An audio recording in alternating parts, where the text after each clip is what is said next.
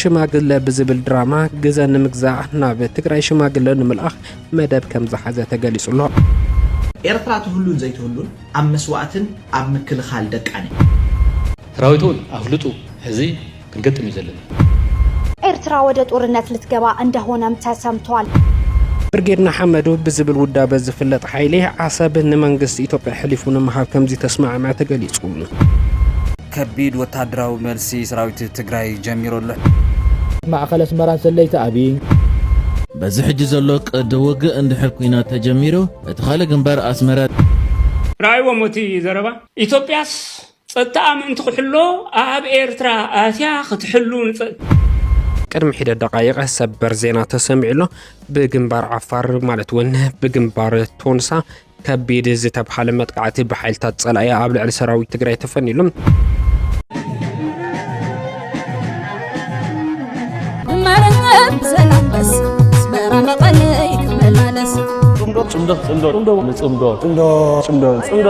ናት ኩሉ ነገር ኣፈናልደ ሓይሊ ፈናልደልና እዩ ክልተ ሕዋት ህዝብ ኮይና መፍለይ ለይውሉ صمدو كويتا صمدو قدم انت اذا كنت حديث تقرم انت تباسنا نعرق صبغ تسرحنا خان مرق نتزس قرنا تريد سقن قلت خون كاس كم حدا قلصل سلام تازي ناي ويني كي مسلكاتكم ناي بركت بركت بركت بركت بركت بركت ولا سب سلام تاي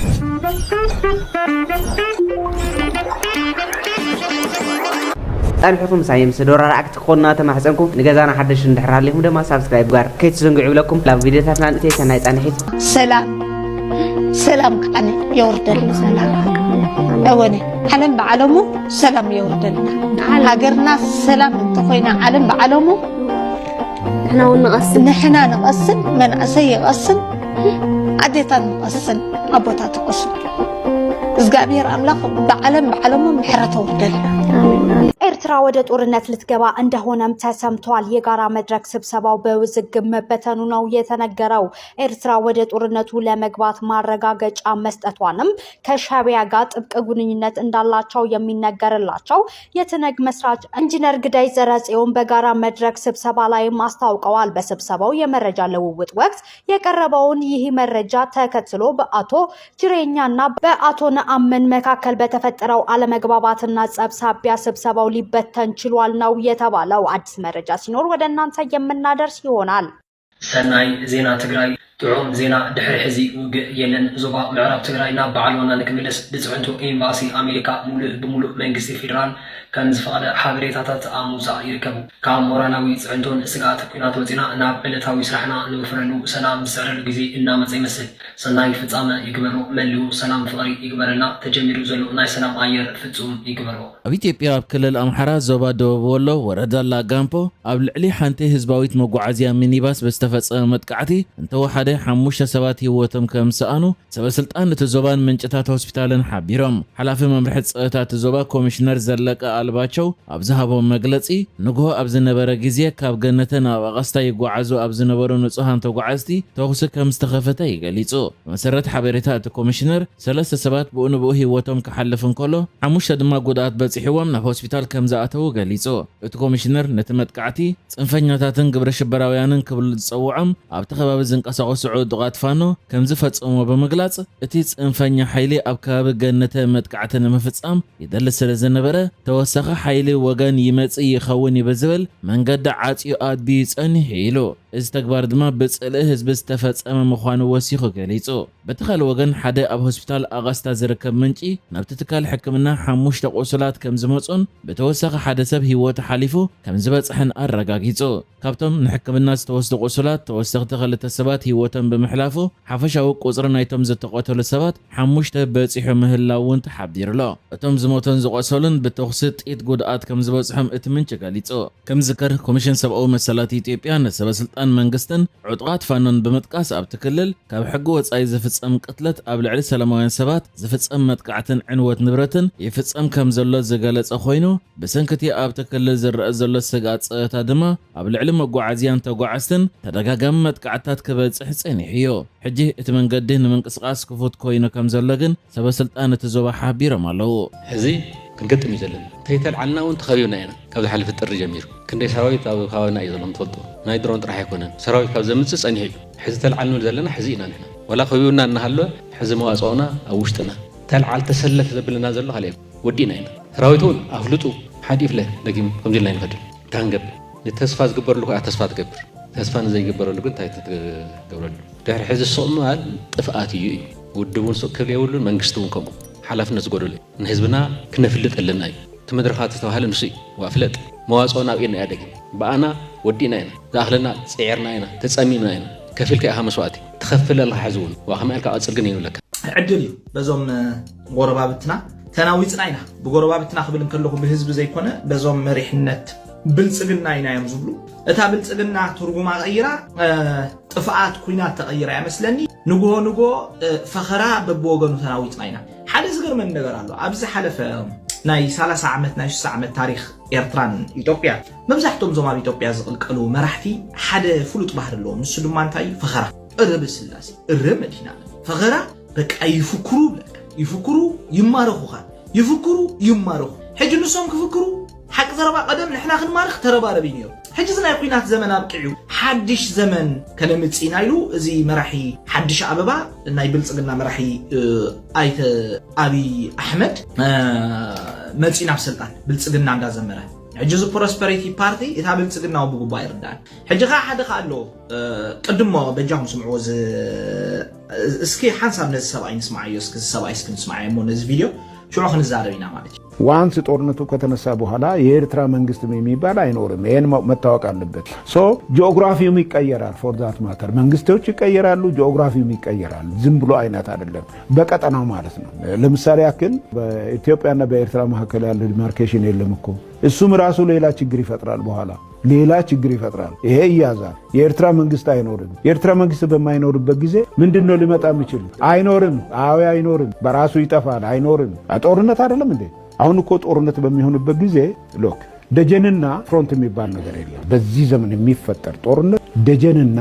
ግንባር የሚባል የለው ሁሉም ግንባር ናቸው ይሄ ማለት ምንድነው አስመራና በባድመ አካባቢ ያለው ግንባር አስመራ ደጀን ሆኖ ባድመ ግንባር ሊሆን አይችልም ሁለቱም ግንባር ናቸው ካርቱም ደጀን ሆኖ አልፋሻ ግንባር አይሆንም ሁሉም አንድ ናቸው ስለዚህ የሚሆነው ነገር ምንድነው መንግስታትም ይቀያየራሉ ጂኦግራፊም የሆነ ያን የሚፈጠር ነገር ይኖራል አሁን ይሄ እዚ ይሆናል ብዬ ያን ማድረግ አይችልም ነገር ግን ሪዛልቱ ይሄ ነው ይሄ ግን እዚ ሰምዖ ዝጸናሕኩም እንታይ ኢና ክንብሎ እዚ ሰብኣይ ሰለስተ ጊዜ ድም ገሊኦም እዚኦም ሻዕብያ ማሪኾሞ ሕጂ ሰለስተ ጊዜ ድም ክልተ ጊዜ ማሪኾሞ እዚ ባጫ ደበሌ ሽዑ እስኻሲ ካብ ምሕር ምምራኽሲ በቃ ይቕረ ኢሎም ኦኬ ንዓኺድ በጃኻ እስኻ ገለ ሕጂ ዳርጋ እቲ ካልኣይ ጊዜ እኮ ይገርመካይ ባዕሉ ድመፆም ነይሩ ዋላ ማሪኾሞ ደሞ ሓደ ጊዜ ቁሩብ ይገርመካይ ምክንያቱስ ክልተ ሰለስተ ጊዜ ዶ ትማርኽ ሕጂ እዚ ሰለስተ ጊዜ ክልተ ጊዜ ዝተማረኸ ባጫ ባይ ዘ ወይ ካብ ሽሙ ጀሚርካ ባጫ ላግጫ ፎቶ እዩ ሰብኣይ ላግጫ ብጣዕሚ ይፈቱ ከምዚ ቀልዲ ገለ ደስ እዩ ዝብሎ ሕጂ እዚ ቀልደኛ ሰብኣይ እንታይ እዩ ዝብል ዘሎ ጦርነት ከተጀመረ ኤርትራ ይባል ሃገር ሕጂ ዝናተይ አምሓርኛ ሓውሰ ትግርኛ ተረድዎ ኤርትራ ትባል ሃገር ይኹን መንግስቲ ኤርትራ ዝባል ነገር አይሁሉኒ ይዝብ ዘሎ ሕጂ እስኪ ደሓን በመጀመርያ በቲ ኤርትራ ትባል ሃገር አይትሁሉን ያክንጅምር ኤርትራ ትሁሉን ዘይትሁሉን ኣብ መስዋዕትን ኣብ ምክልኻል ደቃነ ንኤርትራ ከምትሁሉ ዝገበርዋ ንዘመናት ከዓ ህዝቢ ኤርትራ በመስዋዕቱን በቃልሱን ህዝቢ ኤርትራ ንኤርትራ ከምትሁሉ ዝገበራ ትካቦ እንዳለመነ ወይ ከዓ ባጫ ደበሌ ቢተ እንዳበለ ይኮነ እንታይ ዳ ንባጫ ደበሌ ክልተ ጊዜ እንዳማረኸ ህዝቢ ኤርትራ ዓዱ ኣቑም ሕጂ ሰብኣይ እዚ ኤርትራ ትባል ሃገር አይትሁሉን ያ ዝብል ፈኸራ ሃይለ ስላሴ ደርጊ ካልኦትን ብዙሓት ፈኪሮም ኣብ መወዳእታ ግን እንታይ ኤርትራ ኣላ ሕጂ ኤርትራ ማለት ህዝቢ ኤርትራ ማለት ህዝቢ ኤርትራ አይሁሉን ይምባል ማለት ከዓ ከምዚ ናይ ባጫ ማለት ላግፂ ማለት እዩ በኻላ ዛርባ ሕናን ባጫ ብላግፂ ኢና ንፈልጡ ማሓርኛ እንታይ ትርጉም ይፈልጥኒ ሕጂ ዝተላጋፃይ ናይ ላግፂ ጀነራል ዋላ ናይ ላግፂ ወታደር ኤርትራ ትባሃል ነገር ኣይክትሁሉን እያ ይዝብል ዘሎ ኤርትራ ዳትሁሉ እምበር ከም ኩለን ሃገራት ኢትዮጵያ እንተላ ኤርትራ ክትሁሉ ግድን ምዝ ኩሉ ጋዕገልጠ ምዝ ኩሉ ገለ እኮ ኢትዮጵያ ኣላ ክትሁሉ ኢና እንደሉ ንሕና እውን ባይ ዘ ወይ ኤርትራ ካ ክትሁሉ እያ ሕጂ ኩሉ ግዜ ራእይዎ ኢኹም ትክስታይ ኤርትራ ትባሃል ሃገር ኣይክትሁሉን እያ ብመሰረቱ ክንከላኸል ኢና ኣይኮኑን ዘሎ ሕጂ ቋንቋ ክንወርር ኢና ክንዘምት ኢና እዩ ዘሎ ሕጂ እንድሕር ምስቲ ኣብ ኤርትራ ዘሎ ስርዓት ኮይኑ ትባእሱ እውን እዚ ስርዓት እዚ ኢልካ በይኑ ክትፈልዮ ትኽእል ኢኻ ሉላውነት ኤርትራ ኣሚንካ ንሕና ምስ ስርዓት ዝግን ሽግር ኣለና ክትብሉን ይከኣል ነይሩ እዚኦም ግን ሊትራሊ ዋላ ኣይሕሱን እዮም ዘለዉ ትጽቡቕ ነገሮም እንታይ እዮም ዝገብሩ ዘለዉ እቲ ዘለዎም ጥሙሕ ባህጊ ብንጹር እዮም ዝነግሩና ዘለዉ በዚ ኮይኑ በት ግን እዚ ኩናት እዚ ንመን ይጠቅም ኣብዚ ኩናት እዚ ኤርትራ ዶ ንገለመለ ኩናት ተጀሚሩ ዝበሃል ዘሎ ሰባት ክሞቱ እዮም ብዙሓት ሰባት ክጠፉ እዮም መንእስያት ክጠፉ እዮም ኣዴታት ደቀን ክስእናየን ኣቦታት ክነውዑ እዮም ብዙሓት ስድራ ቤታት ክዝኽትማ እየን ኣሽሓት ክቁረፁ እዮም ኣሽሓት ዓይኖም ክዓውሩ እዮም ኣሽሓት እዝኖም ክፀሙ እዮም ኣብ መወዳእታ እዚ ባጫ ተላጋጻይ ወታደርን መወዳእታ ኩሎም ዝተዋግኡ ኣካላትን ከዓ ኣሜሪካ ሻሙጥ ኣልዒላ ከይትጉረፉ ብሻሙጥ ናብ ጣውላ ምፁ ምስ በለቶም ናብ ጣውላ ክመፁ እዮም ድሕሪ ምንታይ ድሕሪ እቲ ኩሉ ሽግር ስለዚ እዚ ባጫ ድብል ደሎ ኤርትራ ግን ክትህሉ እያ ንምንታይ ኤርትራ ትህሉ ምክንያቱ ኤርትራ ትህሉ ኣብ ልቢ ዜጋታት ዳ እምበር ኣብ ካርታ ጥራሕ ኣይኮነት ሰባት ህላውነት ኤርትራ ኣብ ካርታ እዩ ዝመስሎ ህላውነት ኤርትራ በሎ ህላውነት ኩሎም ህዝብታት ኣብ ዓለም ህላውነት ሃገሮ ኣብ ልብታቶም እዩ ስለዚ ቅድሚ ሕጂ እውን እኮ ኤርትራ እኮ ኣብ ካርታ እንተርኢና እኮ ብኢትዮጵያ ተጎቢጣ ነይራ ህዝቢ ኤርትራ ንስለ ሃገሩ ክቃለስ ከሎ ግን ኣብ ካርታ ስለ ዝነበረት ኣይኮነት እንታይ ዳ ኣብ ልቡ ስለ ዝነበረት እዩ ሕጂ ካርታ ክንብል ከለና ኦፍ ኮርስ ኣብ ካርታ ነይራ ግን ከዓ ተጎቢጣ ካርታ ክድምስሱ ገለ እንዲዮም 30 ዓመት ካርታ ከም ዘየለ እንዲዮም ሓሲቦም ተቃሊሶም እቲ ካርታ ግን ኣብ ልቡ ነይሩን ህዝቢ ኤርትራ እቲ ሕንፃፅ ኣብ ልቡ ነይሩ ስለዝኾነ ከዓ ንመሰሉን ንኽብርታቱን መዋእል ከርተት ኢሉ ዋጋ ከፊሉ ከዓ ሃገር ኣምፂ ሕጂ ኤርትራ ኣይትህሉን እያ ዝበሃል ዘረባ ዕብዳን ኤርትራ ትበሃል ዳ ክትህሉ እያ ንዘመናት ንክትህሉ እንዲ ኣላፍ ተኸፊልዋ ከምዚ ኤርትራ ዝበሃል መንነት እኳ ዝፀንዕ ዘየለ እዚ ኤርትራ ዝበሃል መንነት ፅኑዕ ዝኸውን ስለምንታይ ብመስዋዕትን ቃልስን ስለ ዝኾነ ሰው ኢሉ ብጠብጥቦ ጠፍጥፎ ይኮነን ኮይኑ ኢትዮጵያ ክትህሉ እንዳደለኻ ኤርትራ ክትህሉ ዘይትደልየሉ ኣብነት ሂፖክራት ጥራሕ ይኸውን ትኽእል ካብ ላሓንቲ ይኮነ እዚ እንታይ መሲሊካ ዳብል ስታንዳርድ እዚ ክልተ ዳብል መዕየሩ ዝብልዎ ማለት እዩ እጂ ሃገርካ ክትህልወልካ ሃገርካ ክትቀስነልካ ሃገርካ ገለ እንተ ትደሊ ኾንካ ካልኦት ሃገራት ካልኦት ህዝብታት ካልኦት ልኡላውነታት ድማ ክህልው ኣለዎም ማለት እዩ ኣብ ጎኒ ብልጽግና ተሰሊፎም ብሄራዊ ረብሓ ህዝቢ ትግራይን ህዝቢ ኤርትራን ናብ ዋጋ ዕዳጋ ዘቕረቡ ባንዳታት ተጋሩን ኤርትራውያንን ኣብዚ ሕዚ እዋን ዝገብርዎ ዘለዉ ምንቅስቃሳት ብብርክት ዝበሉ ኣካላት ከቢድ ቁጥዐ ወሊዱሎም ብርጌድና ሓመዱ ንዝበሃል ውዳበ ዝመርሕ በየነ ገብረ ዝጋብሔር ወይ ከዓ ውፍይ ብዝብል ስያመ ዝፍለጥ ኣካል ኣብ ኢቲቪ ቀሪቡ ኣብ ዝሕለፎ መልእኽቲ ኢትዮጵያ ዋንነት ኣፍ ደገ ባሕር ንምርካብ ትገብሮ ዘላ ምንቅስቃስ ቅቡልነት ኣለዎ ክብል ገሊጹሉ ኣብ ኣዲስ ኣበባ ዝርከቡ ባንዳታት ተጋሩ ኣብ መቐለ ዘላ ስልጣን ንምርካብ ምዕራብ ትግራይ ንስርዓት ብልጽግና ኣሕሊፎም ንምሃብ ድልዋት ከም ዝኾኑ ኣብ ዝግለጸሉ እዋን ኣብ ጎኒ ብልጽግና ተሰሊፉ ኣብ ኣስመራ ዝርከብ ስልጣን ንምቁፅጻር ዝሰርሕ ዘሎ ብርጌድና ሓመዱ ዝተባሃለ ሓይል ድማ ዓሰብ ንመንግስቲ ኢትዮጵያ ኣሕሊፉ ንምሃብ ኣብ ስምምዕነት ከም ዝበጽሐ ዘመላኽት ቃለ ምሕተት እዩ ኣይተ በየነ ገብረሄር ወይ ከዓ ውፍይ ዝተባሃለ ውልቀ ሰብ ቃሉ ከንጸባርቕ ዝተረኣየ እዚ ውልቀ ሰብ ብሄራዊ ረብሓ ኤርትራ ናብ ዋጋ ዕዳጋ ብምቕራብ ስልጣን ኤርትራ ንምቁፅጻር ዘለዎ ፍሉይ ድሌት ዘንጸባርቐሉ እቲ ቃለ ምሕተት መንግስቲ ኢትዮጵያ ወይ ከዓ ስርዓት ብልጽግና መሬት ኤርትራ እምበር ህዝቢ ኤርትራ ኣየድልየናን ንዝብል ቁልዕ ፖሊሲ ብልጽግና ተቐቢሉ ኣብ ጎኒ ብልጽግና ክሰርሕ ከም ምርኣይ ዝሕዝንን ልቢ ዝሰብርን ዜና የለን እዞም ኣብ ኣዲስ ኣበባ ሰፊሮም ዝርከቡ ባንዳታት ተጋሩን ኤርትራውያንን ሕዚ እውን ክፈልጥዎ ዝግባእ ሓደ ነገር እንተሃለወ ብሄራዊ ረብሓታት ህዝብታቶም ናብ ዋጋ ዕዳጋ ብምቕራብ እቲ ሸውሃቶም ዝኾነ ስልጣን ንምርካብ ዝገብርዎ ዘለዉ ናይ ሕልሚ ጉዕዞ ከም ዘይሳኻዕ ፈሊጦም ሕዚ እውን ከይረፈደ ኣብ ጎኒ ህዝቦም ተሰሊፎም ታሪካዊ ሓላፍነቶም ክዋፁ ፃውዒት እንዳቐረበ ይርከብ ኣምባሳደር ናይ ኢትዮጵያ ኣብ ኬንያ ዝኾነ ባጫ ደበለ ኣብዚ ሰሙን እዚ ምስ ቢቢሲ ሓደ ኢንተርቪው ኣካይድሎ ካብኡ ድማ ከመይሱን ኢሎም ዝዘርግሕዎ ሓደ ቪድዮ ተዘርጊሕሎ ማለት እዩ ኣብዚ ቪድዮ እዚ ኣብዚ ትሕዝቶ ናይዚ ቪድዮ ድማ ብዛዕባ እዚ ሕጂ ኣጋጢሙ ዘሎ ኩናትን ኩናት ድማ ኢትዮጵያ ማዕረክ እንደይ ከም ዝሃሰያት ኣብ ውሽጢ ዘጋጥም ዘሎ ኩነታት ማዕረክ እንደይ ከም ዝሃሰያ ገሊጹ ዘሎ እዚ ዓበይቲ ነጥቢ ግን ኣብ ዝተዛሪቦ ዘሎ እንታይ ይኽብል ተሰሚዑ ዘሎ እዚ ኩናት እዚ ዳግማይ እንተደኣ ተወሊዑ ኣብ መንጎ ኤርትራን ኢትዮጵያን ዳግማይ መንግስቲ ናይ ኤርትራ ዝበሃል ክህሉ አይክልኒ ዋንስ ጦርነቱ ከተነሳ በኋላ የኤርትራ መንግስት የሚባል አይኖርም ወል አቤና ክንከይ ዝደሊና ዘሎ ግን እዚ ኩናት ማዕረክ እንደይ ሲሪየስ ዝኾነ ነገራት ሒዙ ይመጽ ከም ዘሎ ኩነታት ኣብ መንጎ ኤርትራን ኢትዮጵያን ኣብ ከመይ ደረጃ ተበጽሑ ከም ዘሎ ድማ በዚ መንገዲ እዚ ክትርእዩ ትኽእሉ ኢኹም ማለት እዩ ምንቅስቃስ ግንባር ብርጌድና ሓመዱ ዝበሃል ምንቅስቃስ መሰረቱ ናይ ኤርትራ ከም ዘይኮነን ዕላማታቱ ድማ ንኢትዮጵያን ካልእን ኣብ ግምት ዘእተወ ባቃ ናይ ኢትዮጵያ ልኡኽ ክኸውን ከም ዝደሊ እዩ ካብዚ ኢንተርቪው ንግንዘቦ ማለት እዩ ንምንታይ ንዝብል ሕቶ ድማ ናይ አብይ አሕመድ ሕቶ ኣብ ሓፂር ደቃይቕ ሓፂር ክምለስ ዝኽእል ነገር አብይ አሕመድ ናይ ዋንነት ሕቶ እምበር ናይ ተጠቃምነት ሕቶ ኣይቕረበን ሓደ ናይ ብሓቂ ኤርትራዊ ኣተሓስባ ንህዝቢ ኤርትራ ይረብሕ ክኸውን የዝቃለስ ዘለኹ ዝብል ዜጋ እንታይ ንበልኩ ነይረ ኣነ ኣብቲ ኢንተርቪው ኣነ እንተዝሕተት መስለኩም بمجمريا كبور غازيتኛ ኢትዮጵያ ወይ ቀዳማይ ሚኒስትር አብይ አህመድ ዘልዕሎ ዘሎ ሕቶ ዋንነት እዚ ድማ ንህዝብታት ናብ ቅጻሊ ግጭት ዘኦቱን ንህዝብታት ድማ ናብ ሓደገኛ አንፈት ዝወስድን ናይዚ ጭብጥን መረጋገጽን ዝሓለፈ ሰለስተ መንግስታት ንኤርትራ በኃይል ክጎብጥ ክብል ንኢትዮጵያ خسيرዋይ ስለዝኾነ ኤርትራን ኢትዮጵያን በሰላማዊ መንገድ ከም ጎረባብቲ ተሓባቢረን ክብል ጽጋን ከዓብያን እንተ ኮይነን መጀመርታ መንግስት ኢትዮጵያ ንሕቶ ሉላውነት ኤርትራ አዋጋ ዓዳጋ ዘኦቱ መግለጽታት ካሙጻ ክቆጠብ ኣለዎ ከምዛ ዓይነታት ተሐሳስባታቱን ከወግድ ኣለዎ ምክንያቱ ኤርትራ ሉላዊት ሃገር ሉላውነት ኤርትራ ድማ ኣብ 1993 ብድምጽ ህዝቢ ተረጋጊጹ እዩ ኣብ ውድሑራት ሃገራት ድማ ኤርትራ ሉላዊት ሃገር ምዃና በወግዕ ተቐሚጡ እዩ ስለዚ ዓሰብ የኛ ባረንቱ የኛ ዝብል ዓይነታት ተሐሳስባ ነዚ ህዝብታት ናብ ቀጻሊ ኩናት ወስድ እዩ ስለዚ ናይ ተጠቃምነት ሕቶ ንሕናውን ንደልዮ ጽቡቕ ሕቶ እዩ ናይ ዋንነት ሕቶ ግን ጸረ ህላውነትና ስለዝኾነ ንኹንኖ ዝብል ኤርትራዊ መግለጽ መሃብኩ ነይረ ምክንያቱ ረብሓ ህዝቢ ኤርትራን ቀጻሊ ወለዶታትን ስለዘገድሰን ተፈላለየ ስምዓት ክንገብር ንኽእል ኢና ራእይዎም እቲ ዘረባ ኢትዮጵያስ ጸጥታ ምእንቲ ክሕሎ ኣብ ኤርትራ ኣትያ ክትሕሉ ንጸጥታ ኤርትራ ክንታይ ኣትኹም ዘላ ማለት ህላው ትበሃል የብላን ዋላ ሓንቲ ዋጋ የብላን ማለት ራእይዎ ናብ ኢትዮጵያ ጸላእቲ መታን ከይመጹስ ኣብ ኤርትራ ከይድካ ትሕሉ ሉላውነትና ኤርትራ ሕሊፍካ ትህብ ናጽነትና ኤርትራ ሕሊፍካ ትህብ ይዝብለኩም ዘሎ لكن بإثيوبيا بيتا لكن أزارا بخوين زلو فيديو بحجي كوتس مثلا لكن ويون أزارا بزلو فيديو سمعوزي هاي إيرترا منغست ميبارا ينورم يعني متوقع لبت سو جغرافي ميقيرال فور ذات ماتر منغستوች ይቀየራሉ ጂኦግራፊ ይቀየራል ዝም ብሎ አይነት አይደለም በቀጠናው ማለት ነው ለምሳሌ ያክል በኢትዮጵያና በኤርትራ መካከል ያለው ዲማርኬሽን የለም እኮ እሱም ራሱ ሌላ ችግር ይፈጥራል በኋላ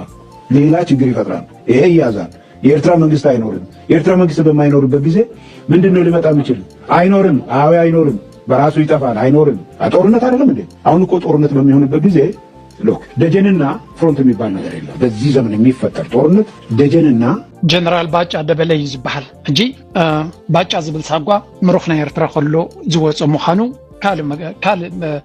ፖለቲከኛ ኢትዮጵያ ምስ ተማሪኹ ዝነበራ ብናቕፋ ብሰዓል ማለት እዩ ነታባጫ አካባቢ ከም ዝመጸቱ ነጊሩ ነይሩ ስለዚህ ኣብ ሙሉ ዓለም ኣነ ክሳብ ዝፈልጦ ይዝብለኩ ይፈልጦ ኩሉ ኸሊ ኣብ ሙሉ ዓለም ዝተማረኸ ወታደር ተመሪሱ ጀነራል ዝኸውን ፊልድ ማርሻል ዝኸውን ፖለቲከኛ ዝኸውን ኣብ ኢትዮጵያ ጥራይ ዝርኢ እሞኻ ንሱ መድሓኒ ክኾነ ካይልካ ምግማት እሞኻ አንጻር ምን አንጻርቶም ዝማረኹኻ This is funny. I mean, I don't know. ኣብ ካል ዓለም ከምዚ ዓይነት ኩነታት ተፈጢሩ ዝፈልጥ ይፈልጥን አይፈልጥን ያኔ ስለምንታይ ሓደ ወታደር ተማሪ ኾነ የሩሲ ካልኦት በኻሎት ቆይ ደለካ ቀዳማይ ነገር ምሩኽ ኮይን ካብ ኩናት ክትመለስውን ሓደገኛ ይናኻ ጫንጎ خلای ግዜ ተማሪኽካ ታንተ ዕድል ካብ ልዕካስ ስለዘላ ተኸለይተት መጸካ ተኸል ከባድ እዩ እንታይ ግን ብላለ ዝባሻይ ተሰማሎ እጅ ጅምር ኩናት ኤርትራ ዝባል ሃገር ውን ከይሉ ኸሊ ብላለ ብዛዕባ ደጀን ክዛረብ ከሎ ድማ ናቕፋ ደጀኑ ስለዝነበረ ናቕፋ ባይ ምስከደ ትናቕፋ ኮ ኤርትራ ይዘሎ ለተዘረቡ ዲቤት ክገብር ስለዘሎ ካልኣይ እቲ ኩናት ዝግበር ዘሎ ካብ ውሽጢ ኢትዮጵያ እንታይ ምስ ኤርትራ ዘተሓዘሎ ላውን ኤርትራ መላውን ኤርትራ ከመይ ገይሩ ኮኔክት ዝኾነ ኣብዚ በዚ ሕጂ ዘሎ ኩናት ማለት እዩ ደስ በታ ሓንጎልካ ዘሎ ኩናት ኣብ ሓንጎልካ ዘሎ ኩናት ኣብ ከባቢ ዓሰብ ትዋጋ ከም ዘለኻ ታ ፊልም ድማ ናተጨፍጨፍካ ተርእያካ right now ሰራዊትና ኢትዮጵያ ካብ ከባቢ ናቕፋ ወይ ካብ ከባቢ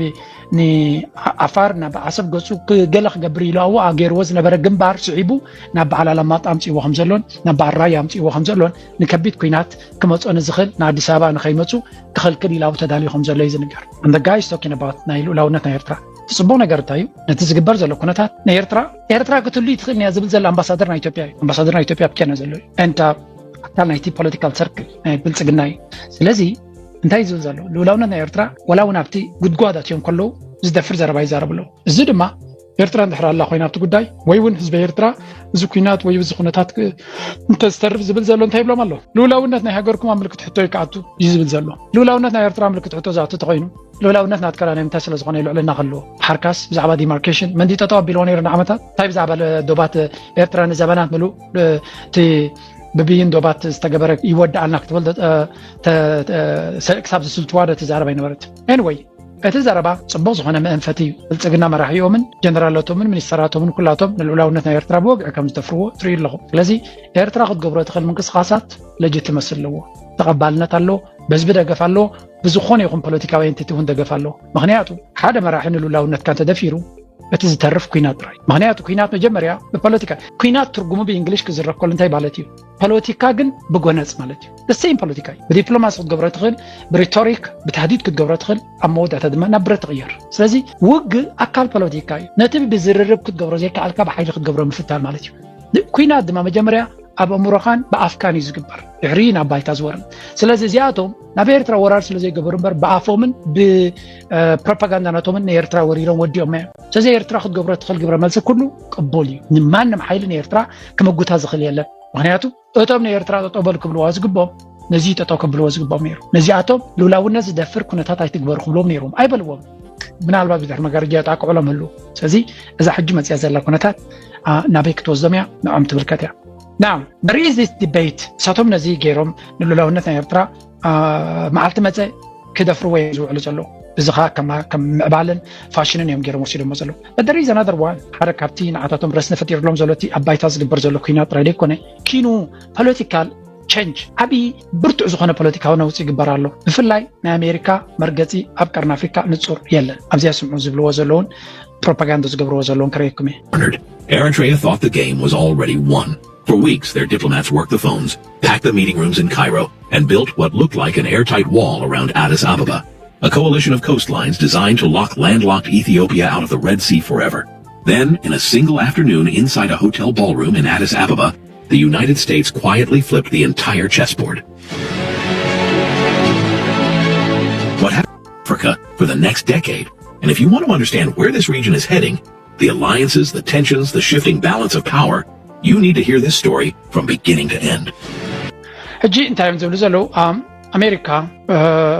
ኩነታት ናይ ኣሜሪካ ኣብያ ዘረባ ርሲ ኮይኑ ዘሎ ኣሜሪካ ምስ መን እያ ዘላ ናበያ ትኸይድ ዘላ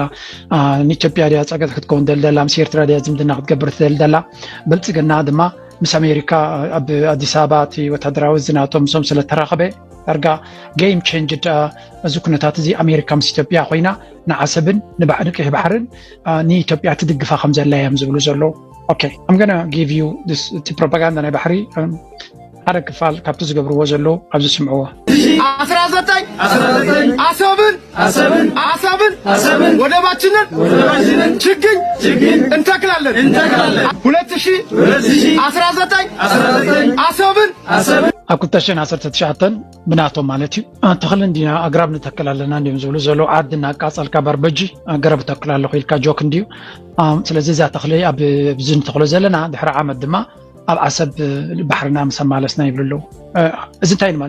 ንኸሪአኩም ኢለ እቲ ፕሮፓጋንዳ ናይ ኣቢ ኣብ ህዝቢ ወሪዱ እንታይ ዓይነት ፅልዋ ክገብር ይፅዕረሉ ከም ዘሎ እዩ ነዚ ንምፍጣር እዩ ዝገብር ዘሎ ፍኮር እዚኣቶም ካድረታት ናቶም እዮም ግን እቲ ዕላማ ከምዚ ዓይነት ኣብ ነፍሲ ወከፍ ሕብረተሰብ ብዛዕባ ባሕሪ ምንብሃቕ ብዛዕባ ዓሰብ ኣብ ላዕሊ ዳዮም ብዛዕባ ባሕሪ ዝብሉ እምበር ብዛዕባ ኣብ ደገ ባሕሪ ዝብሉ እምበር ኣብ ታሕቲ ክወርድ ከሎ ዓሰብ ጥራይ ዝብል ትዘረባ ኤርትራ እዩ ዝብል ትዘረባ በዚ እዚ ኣቃሊልካ ክረአ ዝኽእል ኣይኮን ኤርትራ ትገብሮ ዘላ ክትገብሮ ትኽእል ግብረ መልሲ ድማ በዛ ዓይኒ እዮም ክትርእይዎ ዘሎ ብፍላይ እቲ ብልፅግና ክስቲ ክንዲ ምንታይ ረሳሕ ፖለቲካ ረሳሕ ኣካይዳ ኣዕናዊ መንገዲ ከም ዝተኸተለን ዝሕጂ ንሪኦ ዘለና ባይታ ድማ ግብረ መልሲ ናይቲ ነዊሕ እዋን ክኸዶ ዝፀንሐ እዩ ናው እዛ ናይ ኣሜሪካ ናይ ኢትዮጵያ እንትበሃል ዘላ ብዙሕ ኣዘራቢታ ሩስያ ኮይና ዘላ and this is going to be very fundamental important ምክንያቱ ኣብ ቀይሕ ባሕሪ ዝካየድ ዘሎ ኩነታት ብክልተ መንገዲ ከነሰብለሉ ክንፍትን ኢና ሕጂ ቢቢሲ ሓንቲ ፅብቕቲ ስቶሪ ገይሮም ነይሮም ኣብዚ ጉዳይ እዚ ምክንያቱ ብዙሕ ኣርቲክልስ ብዛዕባ ኣሜሪካ ምስ መን ኢኻ ትብሎ ትገብሮ ዘሎ ኣሜሪካ ምስ ኤርትራ ዝገብሮ ዘሎ ዲፕሎማሲ ንክፈርስ ዝግበር ዘሎ ፃዕሪ ኢና ንርኢ ዘለና ዝገልጽ ማለት ምምሕዳር ዶናልድ ትራምፕ ማሳድ ብሉስ ኣሜሪካ ምስ ኤርትራ ዝኾነ ዓይነት ምስጢራዊ ስምምዕ ከም ዘይገበረት ብምግላጽ እቲ ምስ ሃገራት ቀርኒ ኣፍሪቃ ዝካየድ ዘሎ ዘተ ንሰላም እቲ ዞባ ጥራይ ዝዓለመ ምዃኑ ኣፍሊጡ ኣሎ እቲ መኻሪ ኣብ ማሕበራዊ መራኸቢ ኤክስ ኣብ ዝዘርግሖ ጽሑፍ ኣንጻር ካልእ ናይቲ ዞባ መሻርክቲ ዝዓለመ ምስ ኤርትራ ዝተገብረ ወይ ዝሕሰብ ዘሎ ምስጢራዊ ስምምዕ ኣሎ ተባሂሉ ዝውረ ወረታት ፈጺሙ ሓሶት ምዃኑ ብንጹር ገሊጹ ንምዃኑ ካብዚ ስቶሪ እዚ ከይወፃና ከለና ሓደ ዘረባ ዝሰምዖ ዘሎ ኳነ ምናልባት ንኩንነቱ ንግዜ ክንገድፈይና ግን ሓደ ካብቲ ዝዝረብ ዘሎ ዘረባ according to informed sources ይብላሎ ገለ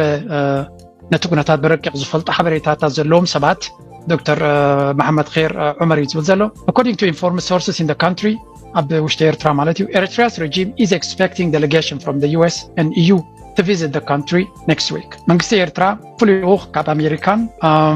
ካብ ኤሮጳን ዝመፁ ከእንግድ ይፅበቅ ከም ዘሎ እዮም ዝነግሩ ዘለዉ in what appears to be engaging with the regime in light of the development regarding the war on Iran and its implication. ስለዚ መንግስቲ ኣሜሪካን ወከልቲ ናይ መንግስቲ ኣሜሪካን ናይ ኤሮጳ ሕብረትን ኣብ ኣስመራ መፅኦም ምስ መንግስቲ ኤርትራ ክራኸቡ ከም ዝኽእሉ እዩ ዝነግር ዘሎ ኢንፎርምድ ሶርስስ ዝብሎም ዘሎ ድማ ዝፈልጡ ሓበሬታታት ካብ ዝሃቡን እዩ ዝብል ዘሎ እዚ ሕጂ ጥንቅቕ ኢልኩም ውሰድዎ ግን ምስ ንሪኦ ዘለና መዛ ሕጂ ዝቕፅል ቪድዮ ዝበኩም ክንምንታይ ክተሓሓዝ ከም ዝኽእል እዚ ቀሲ ኢልና እቲ ዝበሃል ዘረባ ካብ ምንታይ ተበጊሶም ይብልዎ ኣለዉ ንኩነቱ ንግዜ ክንገድፎ ኢና ግን ግምት ክትቦ ትኽእል ዘረባ እዩ ንቐፅል but the US approachment with the by the way በዓል መምህር ውፉይ እውን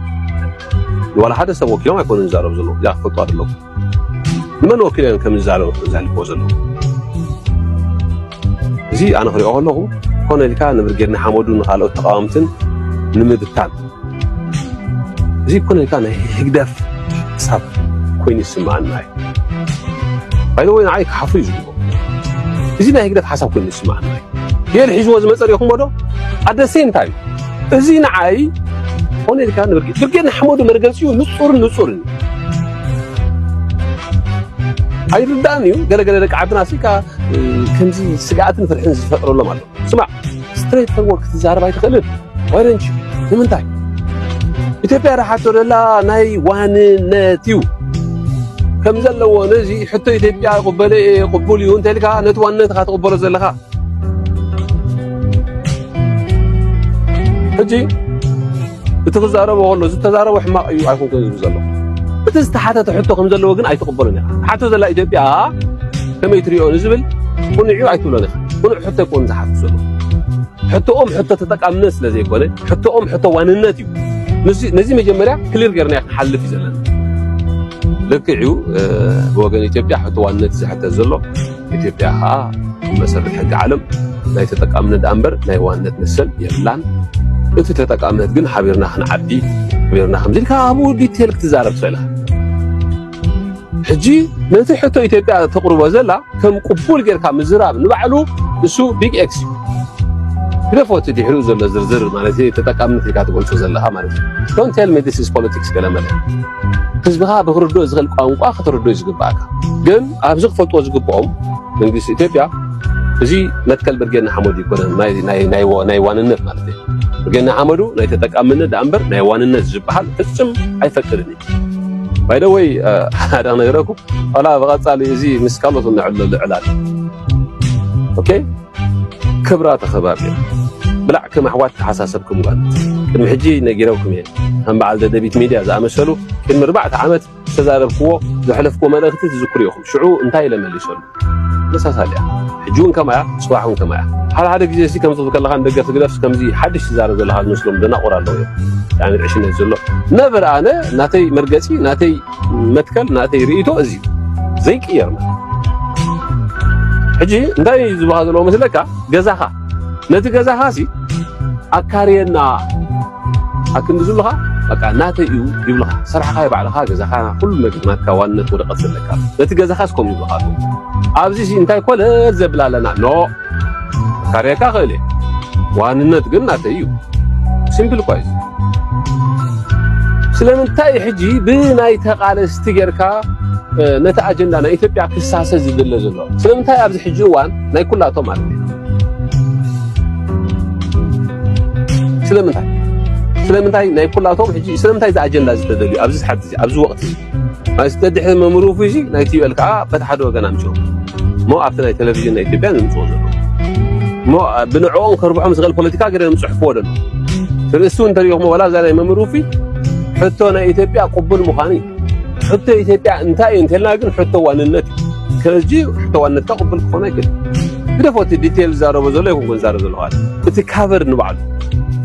sometimes a book judging by its cover كم جبهال شبات بتكافر تراي نبعلو ملأخت سلزخونه التوبيك بتكافر مالتيو بون ترجمو زغاي سبا نسو مردات حج زغاي سبونا ديتيل كيم بما مالتيو ስለዚህ ኣብቲ ካቨር ክንርኢ ተኾይና ንሕቶ ኢትዮጵያ ቅቡሎም ገይሮሞ ሕቶ ናይ ኢትዮጵያ ሱ ቅቡሎም ዝብሎ ዘለዉ ውፊኹን ዋላ ዩኤል ይኹን ማለት የዩኤል ሞ ግደ ኮ ዲቴል ኣት ዋንነት ሲ በቃ ዋንነት ክህልዋስ ፈቒዱ ሕጂ ናይ ዩኤል ምናልባት ወይ ናይ ኢሳያስ ተልእኮ ኣለዎ إشاعتكم إعلامية وغيره إلىكم كو دبلوماسي خسرح دلو خون نفلت بمن قدية المالك أين فلت تاي نمتاي من يعتقد نحجي باللاونه هيدا قال خبلنا نسوم عن يلا حجي كن تيبتانا يوانነት مسل كم له واي تزاري مصر يرون هذا مصر يرون اجي ابزنا يوفين حتى زنبر تاريخهم سلمتاي 60 كيلومتر الى مزارب حتى يقربون يرون 60 كيلومتر كنديجي هذا 60 كيلومتر يكون 71 كيلومتر كم زبللو زلهم هناك نتنا يوانن زبل نابون ممصايو እዚ ከመይ ዝተፋልና ኣብዚ ግን ንህዝብና ንቃልስና ንተቃለስና ንጹርና ክንገብረሎም ዝግባአና ኣብዚ ጉዳይ እዚ ማለት እዩ እሱኻ ኢትዮጵያ ናይ ሕቶ መሰል ናይ ተጠቃምነት ዳንበር ናይ ዋንነት ዝበሃል ፍጹም መሰል የብላ ከምኡ እንተኮይና ንምንታይ ንጅቡቲ ዘይተሓትት ንምንታይ ንሶማልያ ዘይተሓትት ዋይ ንኤርትራ ኣበይተን ኢኻ ስለዚ ኣብዚ ክንደራደር ይግባአናን ትኽ ዝበለ ንቕፅ ዝበለ ሓቂ ዝኾነ ራእይ ወይ ከዓ መትከላት ዕላማ ክህልወና እዩ ዝግባአና ትግራይ ንኽድብድቡ ደብዳብ ንኽፍጽሙ ቅድመ ኩነት ሓሶት ተሸኪሞም መፅኦም ኣሎ እቲ ሓሶት መረጃ እንድሕነትን ዘውፅእ እዩ ገለ ሰባት ንእከለ ኣባል ናይ መረጃ እንድሕነትን ናይ ኢትዮጵያ ኮይኖም እዩ ይጥቀመሎም ኣሎ እምበር ኣሚኑ ኣባል ክገብሮም ኣይኽእል መረጃ እንድሕነትን ግን ዝጥቀመሎም ኣብ ሚድያ ዘለው ኣብ ናይ ፈነወ ሚድያ ይኹን ኣብ ማሕበራዊ ሚድያ ይኹን ዘለው ይጥቀመሎም እዩ ላተጠቀመሎም እውን መፅኡ እዩ ንኣብነት እዚኣ ሕዚ ብጣዕሚ ከባድ ነጥብያ ቁፅሪ 2 ሓውዜን ኢሎም ሰይሞም ሰነድ ዴቨሎፕ ገይሮም ንናይ ማሕበራዊ ሚድያን ናይ ፈነወ ሚድያን ተጠቀምቲ ሂቦም ንተጋሩ እውን እንተይተረፈነቶም ፀረ ትግራይ ዝቃለሱ ዘለው ሂቦም ትግራይ ከጥፍኡ ዓሊሞም ይኸዱ ኣሎ ንኣብነት ካብቶም ተጋሩ በንዲዶምና ዝኔው ተጋሩ ውሽጢ በዓል ጣዕመ በዓል ደስየ ሸናፊ ለጢፎም ኣሎ ንትግራይስ ትግራዋይ ክድብድባ እዩ ኢሎም ካልኣይ ሓውዜን ክፈጥሩ እዮም ይብሉ እሞ ትድንቁርነኦም ታሪክ ሓውዜን ይቕልብስኹም ዘለዎ ይርዱ ታሪክ ሓውዜን እስታይ ካልኣይ ሓውዜን ኢሎም ከቕምጥዎ ከለው ንሓውዜንስ ወያነ ይደብዲብዋ ይብሉ ኣበይ ነይሮ ነው ኣየ ወይስ ከምቲ ጣዕመ ዓረዶም ዝበሎ ኣብ ሓውዜን ህዝቢ ንኽድብድብ ኮነ ኢሎም ኣውፅኦም ኣብኡ ተራእዮም ንዕኦም ኣምሲሉ ንህዝቢ ንኽድብድብ ኮነ ኢሎም ባዕሎም እዮም ሰሪሖም ወይ ይሕሱ ነይሩ ፅባሕ ንጎ ተመሊስኩም በቲ ሓደ ገፅ ኮንኩም እቲ ትማሊ ዝበልኩምዎ ትሕዝ ትብልዎ ዘለኹም ንፅባሕ ክትቅይርዎ ከም ዘይትኽእሉ ይትረፍ ደት ካልእ ትግራዋይ በዓልኹም እውን ተዛሪብኩም ክትቅይርዎ ናብ ዘይትኽእሉ ደረጃ ተኣትኹም ዘለኹም ብህልኽ ዘይኮነ ነገር ሎሚ ተዛሪቦም ፅባሕ ንጎ ክመልስዎ ናብ ዘይኽእሉ ዓዘቕቲ ኣትኹም ዘለዉ ይርዱ ሓውዜን ህዝቢ ትግራይ ክፀንት ኬሚካል እንተይተረፈ ተጠቂሙ ብኣየር ኣብ ዕዳጋ ብኣየር ክድብድብ ከሎ ደርጊ ንወያነ ኢሉ ይኮን ዋላ እንተ ተሓዊሱ ትድንቁርኖም ነቲ ሕጊ ዓለም ስረጊፆሞ ይኹን ነቲ ሕጊ ዓለም ጥሒሶም ንኣብይ ኣሕመድ ክድግፍ ይኹን እቲ ታርጌት ጌርካዮ ዘለኻ ሓይልን ህዝብን እንተተሓዊሱ ኮላተራል ዳሜጅ ከይህሉ ኢልካ ህዝቢ ጥራሕ ተይኮነስ ናይ ህዝቢ ትካል እኳ እንተሃልዩ ናይ ህዝቢ ትካል ስለ ዝኾነ ይትኩስን ኢልካ ኢኻ ትምለስ እዚ ሕጊ ዓለም ዝብሎ እዩ ሕጊ ዓለም ሓሊፎም ትግራዋይነቶም ሓሊፎም ግን ፀረ ትግራይን ፀረ ህዝቢ ትግራይን ክቃለሱ ከለው ይሕዝኑ ምሕዘንቲ እዮም ፅባሕ ንጎ ክትሓፍሩሉ ኢኹም እንተዝግበር ነይሩ እውን ከምኡ ገይሮሞ እንተዝኾኑ እውን ንሳቶም ስለዝኣተው ህዝቢ ከይልክም ኣይድብድብን ኢሉ ክተርፍ ነይርዎ ደርጊ እንተ ገይሮሞ ነይሮም ታሪክ ክትቅይሩ ክትበላሽውን ዲኹም ክትመራስሑን ዲኹም ትሰርሑ ዘለኹም ግን ከምኡ እንተዝኾኑ እኳ ነይሩ ህዝቢ ስለ ዘሎ ኮላተራል ዳሜጁ ናይ ህዝቢ ዕንወት ናይ ህዝቢ ሞት ስለ ዝኾነ ኣይድብድብን ኢሉ ክወፅእ ነይርዎ ማለት እዩ ደርጊ ንስይት ሓቂ ብዝኾነ ኮይኑ ግን ትሕዝብልዎ ዘለዉ ብደንብ ገይረ ከም በወልኩም ህዝቢ እውን ክጥንቀቕ መሪሕነትና እውን ክጥንቀቕ እንታይ እንዳበልቀኒ ነይረ ለምክነ እታ ናይ መወዳእታ ካርድታት ናይ ብልፅግና ብዙሓት ከይደን እየን ተቃፂለን እየን እታ ናይ መወዳእታ ዘይተቃፀለት ካርዲ ደብዳብ እያ ደብዳብ ብቡምባ ከተማታት ምንዳድ ደብዳብ ብቡምባ ብኬሚካል ከተማታት ምንዳድ መሪሕነትና ታርጌት ዝገበረ ደብዳባት ምፍፃም ዝእከብሉ መኪና ዝውርዎን እዚአን ታርጌት ክንገብር ኢና እሞ መፅናዕቲ ይገበርና ተባሃለ ዝቐነየ ነጊረኩም እዩ እታ ናይ መወዳእታ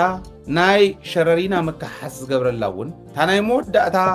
ህዝቢ ትግራይ ክዕንወላ ኢሉ ሒዝዋ ዝመፀውን እዚኣ እያ ኢለኩም ነይረ ተመሊስኩም ፕሮግራማትና ረኣይዎም ሕዝታ ይብሉ ኣሎ ናይ ኢትዮጵያ መረጃ እንድሕነትን መረዳእታ እዩ ኢሉ ሆን ሪቪው ዝበሃል ናይ ማሕበራዊ ድረገፅ ዘውፅኦ እዮም በዓል ጣዕመ እውን ዘርጊሖም ዘለዉ ሕዚ መረጃ እንድሕነትን ይፅሒፍዎ ሰነድ ክፅሓፍ ከሎ ኮነ ተባሂሉ ተፃሒፉ ኮነ ተባሂሉ ተፃሒፉ ማለት ከተማታት ትግራይ ክድብደባ ስለ ዝደለዩ እውን ወያነ ከተማታት ትግራይ ንምድብዳብ ኣብ ውሽጢ ትግራይ ጥቕዓት ንምፍፃም ይዳለሎ እዚ ክዳሎ ከሎ ፌደራል መንግስቲ ክድብድበና እዩ ኢሉ ብማሕበራዊ ሚድያ ዝሓልና ኣሎ ግን ባዕሉ ክድብድብ ስለ ዝሓሰበ እዩ በበይ ገሪኡ ክድብድብ በየነይቲ መደብደቢት እዩ ክድብድብ ኣብያ ዘላ ተኣየ ክትሕሱ ከለው ምሕረት ዘይብሉ ሓሶትኩም ዝሕሱ ረኣይዎ መራሕቲ ሕወሓት ኣብ ዛላምበሳ ምስ መራሕቲ ሰራዊትን ሲቪልን ናይ ኤርትራ ተዛትዮም እዮም እዩ ሕዚ እንታይ እዮም ዝዛተዩ ዘለዉ ዝብልዎም ናይ ትግራይ መራሕትስ ምስ ናይ ሻዕብያ መራሕቲ ሰራዊትን መራሕቲ ፖለቲካን ተራኺቦም ህዝብን ኣደባድቡና ክብሉ ማለት እዚ ህዝቢ ባዕሎም ዝገብርዎ ስለ ዝኾነ ባዕሎም ዝሰርሕዎ ስለ ዝኾነ ንሻዕብያ ንዓደባድበና ህዝብና ኣዋቅዕና ኢሎም ሻዕብያ ሒዞም ካልኦት ሓይልታት ሒዞም መፅዮም ዝደብደቡና ሓይልታት ስለ ዝኾኑ ናቶም ተግባር ንመሪሕነት ትግራይ እዮም ዝውውን እዮም ከምኡ ክገብር ይብሉ ግን ዘይተረድእዎ እንታይ እዩ ተኣየርካ ቢኣ ክትመፅእ ምስ ሻዕብያ ዘላግብዎ ዘለው ደብዲቦም ከይዶም ናይ ሻዕብያ ኣየር እያ ደብዲባ ንምባል ሻዕብያን ሕወሓትን ኮይኖምስ ንህዝቢ ትግራይ እንደብድቦ ንምንታይ እዮም ደብድቦ ዝብሉ ኢሎም ከውፁ ከለው ወታደራውን ፖለቲካውን ወፍሪ ዘካተተ እዩቱ ዘመተኦም ይብሉ እሞ ኣብዚዩ ቁጣዕ ህዝቢ ንምልዓል ተቃውሞ ህዝቢ ንምልዓል ህዝቢ ንክቃወም ፀረ ብልፅግና ህዝቢ ንክቁጣዕ ፀረ ብልፅግና እዮም ዝገብርዎ ዘለው መዝ ትግራይ ፈትይዎ ዲ ንብልፅግና ሕዚ ተቆጢዑስ መለሱና ክንከዲና ባዕልና ኣሰልጥኑና ክንከዲና ባዕልና ዓድና ነፃ ክነውፅኢና ኢልና ምዕራብ ትግራይ እስካዕ ስልጥን በፂሑስ መሪርዎ ግዜ በዚሕዎ ብልፅግና ዝበሃል ሽሙ እውን ተቃል ያው ጽቡቅ ቃል እንዲ ብልጽግና መሪጾም እዮም ዝሕዙ ኣብ ስራሕ ግን የለን በተጻራርናቱ ብልጽግና ዝበሃል ወይ አብይ አሕመድ ዝበሃል ወይ ኢትዮጵያ ትበሃል ዓዲ ካብ ሕሉን ግሕጥ ጠቢል ዝደርበየ ጸሪጉ ዝደርበየ ህዝቢ ዘለን ኣብ ህዝቢ ትግራይ ቁጣዕን ምፍጣር ምንቕናቕ የድልየካን ምውቃዕ የድልየካን ተላዓል ህዝቢ ትግራይ ተቃለስ ኢልካ ምቅላስ ጥራሕ እዩ ጥራሕ እቱ ፋይናል ጎልካ ናይ መወዳእታ ጎል እንታይ ኢልካ መፍላይ ግን የድልየካ ስለዚ ቁጣዕ ህዝቢ ንምልዓልን ተቃውሞ ንምልዓልን የምሰርሕዎ ዘለው ይብሉ ሞ ኣብዚ ዛላምበሳ ተራኺቦም ዝበልዎም ወድም በይተይን ወድ መድህንን ክንፈዳኘውን ከም ዝተረኸቡ ሰለስቲኦም ጀነራላት ኣብ ዛላምበሳ ከም ዝተራኸቡ እና ዛላምበሳ ዝተመረፀትሉ ምክንያት ታሪኻውን ወታደራውን አቀማምጣ ስለ ዘለዋ ይብሉ ሞ ንዕወሊ ኤርትራውያን ኢሎም ምስ ኤርትራውያን ተዛትዮምስ ትግራይ አደባድቡና ህዝቢ ትግራይ ምእንታን ተቆጢዑ ክላዓልስ አደባድቡና ኢሎም ከተማታት ትግራይ ክድብድቡ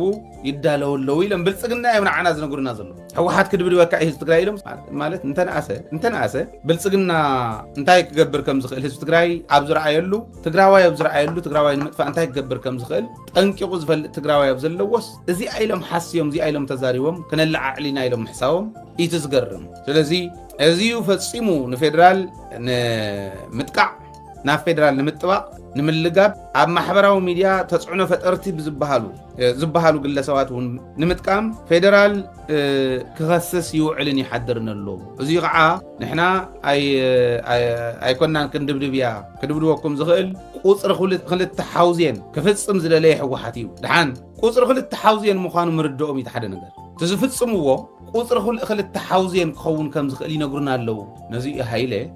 ሰሙናት ቀዲመ እታ ክገብርዋ ዝኽእሉ ናይ መወዳእታ ካርዶም ተንዘምፅዎን ኬሚካልን ተንዘምፅዎን ቦምባታት ናብ ትግራይ ኣብ ከተማታት ትግራይ ምፍሳስ እዩ ስለዚ ነዚኣ እንታይ ኣትኸውን ፀረ ኣየርካ ፀረ ድሮንካ ብደንቢ ጌርካ ተኽትት ኣብ ኩሉ ከባቢ ትእቱ ዓቕምካ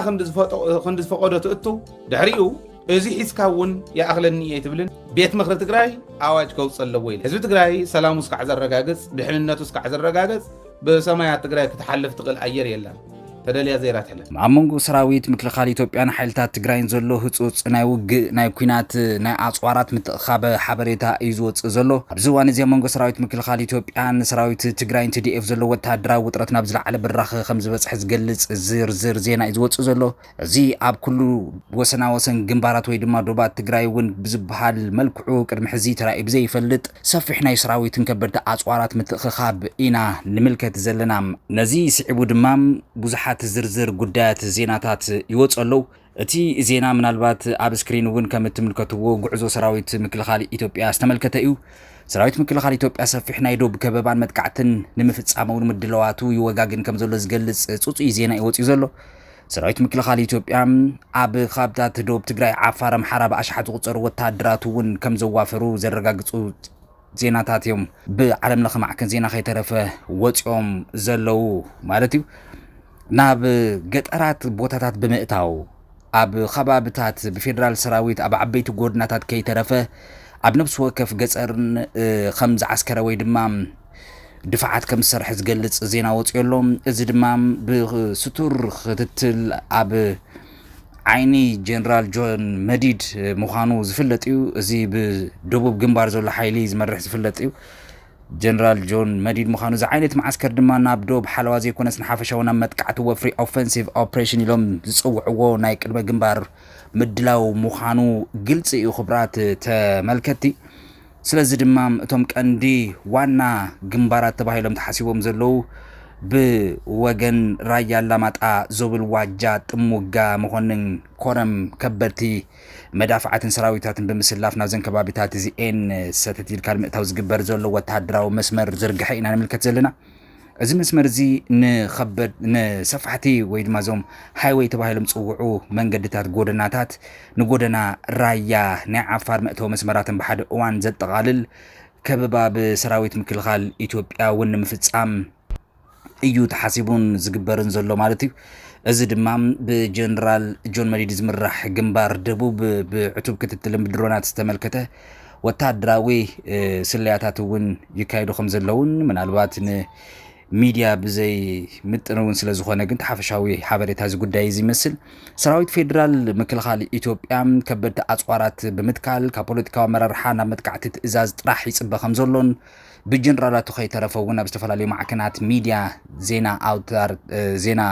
ቦታታት እውን ተመልኪትና ኢና ናብ ወገን ሰራዊት ትግራይ ክንሓልፍ ከለና ሰራዊት ትግራይ ምላሽ ወታደራዊ ወፍሪ ንምሃብ ቁልጡፍ ዝኾነ ወታደራዊ ምፍላሽ ጀሚሩሎ መካናይዝድ ብርጌዳት ሓይልታት ምክልኻል ትግራይ እውን እዩ ምንቅስቃስ ጀሚሩ ዘሎ እዚ ነፈለማ እዋን ክሳብ ሕጂ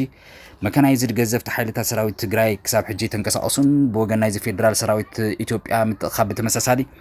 ወታደራዊ ሓይሊ እውን ምላሽ ንምሃብ እድለዋቱ ከም ዝጠናቀቀ ሰሚዕና ኣለና እዚ መካናይዝድ ብርጌድ ድማ ከበድቲ ኣጽዋራት ናይ ውግእ መኻይን ታንክታት ናይ TDF ወይ ድማ ሰራዊት ምክልኻል ትግራይ ናይ መካናይዝድ ብርጌድ ናብ ከባቢ ዳስካ ቤላ ኣስጊሮሎ መካናይዝድ ብርጌድ ማለት ድማ ተራ እግረኛ ዘይኮነስ ከበድቲ ናይ ምትኳስን ሓያል ናይ ምትኳስ ናይ ምንቅስቃስ ዓቕሚ ዘለዎ ወታደራዊ ሓይሊ ምዃኑ ዝፍለጥ خبرات ተመልከቲ ኢትዮጵያ ሕጂውን ብመንገዲ ዕላውያን መንግስታውያን ማዕከናት ኣቢላ ናብ ኤርትራ ዘነጻጸረ መግለጽታት ተውጻእ ኣብዘላትሉ ግዜ ነቲ ገለ ላዕለዎት ወታደራውያን ሰበስልጣን ኤርትራ ምስ ገለ ናይ ትግራይ ወታደራውያን መራሕቲ ኣብ ትግራይ ዝገበሮ ርክብ ኣመልኪታ ብመንገዲ መንግስታውያን ማዕከናት ጌራ ዘርጊሓቶ ኣብዘላ ሰፊሕ ጸብጻባት ንኤርትራ ቀይሕ መስመር ተሰግር ኣላ ክትብል እያ ከተጠንቀቕ ተረኣያ ዘላ ኢትዮጵያ ንኤርትራ ኣብ ትግራይ ልኡላውነት ተጥሕሳላ ኢላ ከሲሳ ዘላ ኮይና ዘሎ ኩነታት ከይጋደድ ድማ ኣጠንቂቓ ወታደራውያን ኣዘዝቲ ኤርትራ ናብ መሬት ትግራይ ኣትዮም ብኣባላት ሕወሓትን ብህዝቢ ተቐባልነት ረኺቦም ብምባል ኤርትራ ኣብ ክልል ትግራይ ምጥሓስ ልኡላውነት ኢትዮጵያ ኣካይዳ ክትብል እውን ኢትዮጵያ ከሲሳላ ኣብቲ መግለጺታት ኢትዮጵያ ኣብ 2022 ዝተፈረመ ስምምዕ ፕሪቶርያ መንግስቲ ፌደራል ሙሉ በሙሉ ጸኒዑ ከም ዝሓዞን ገሊጻ ዘላ ኮይና ህዝባዊ ኣገልግሎት ናብ ትግራይ መሊሱ መሰረተ ልምዓት ዳግማይ ክህነጽ ገይሩ ተመዛበልቲ ዳግማይ ናብ መረበቶም ክምለሱ ጽዒሩ ክልላዊ ባጀት ድማ ሰሊዑ ድሕሪ ምባል ኤርትራ ግን ድሕሪ ኩናት 1998-2000 ዓመተ ምህረት ኣብ ልዕሊ ኢትዮጵያ ዝነበረ ተጸባኢ ኣቃውማ ፈጺማ ኣይገደፈቶን ቀጺላቶ ኣላውን ክትብል ከሲሳ ንነዊሕ እዋን ጸንሐ ናይ ኤርትራ ስትራቴጂ ከዓ ምድኻም ኢትዮጵያ ከምኡውን ድሒሮ ኣብ ሶማልያን ኣልሸባብ ዝድግፍ ኣብ ከባቢ ጅቡትን ቀይሕ ባሕርን ዝግበር ንጥፈታት ዘይምርግጋእ ዘይምቁራጽ ከምኡውን ኣብ ውሽጢ ኢትዮጵያ ንዝርከቡ ዕጡቓት ውድባት ምወላ ምግባር ዝብሉ ስትራቴጂታት ናይ ኤርትራ እዮም ድሕሪ ምባል እዚ ድማ ውድብ ሕብረት ሃገራት ኣብ ልዕሊ ኤርትራ እገዳ ክገብር ኣገዲድዎ ነይሩ እውን ኢላ ኢትዮጵያ ኣብቲ መግለጺ ብተወሳኺ ብጀካቲ ገለ ላዕለዎት ወተሃደራውያን መራሕቲ ኤርትራ ምስ ናይ ትግራይ ዝገበሩ ርክብ ከም ቀይሕ መስመር ዝተሓልፈ ገይራ መግለጺ ሓሊፋ ኣብ ውሽጣዊ ጉዳይ ኤርትራ እውን መግለጺ ክትህብ ተራእያ ዘላ ኮይና ንቆጠባ ኤርትራ ድማ ኣብ ትሕቲ ዘይተገደበ ምስ ግዴታዊ ሃገራዊ ኣገልግሎት ዝተኣሳሰር ወተሃደራዊ ምትእታው ዝግበረሉ እዩ ብምባል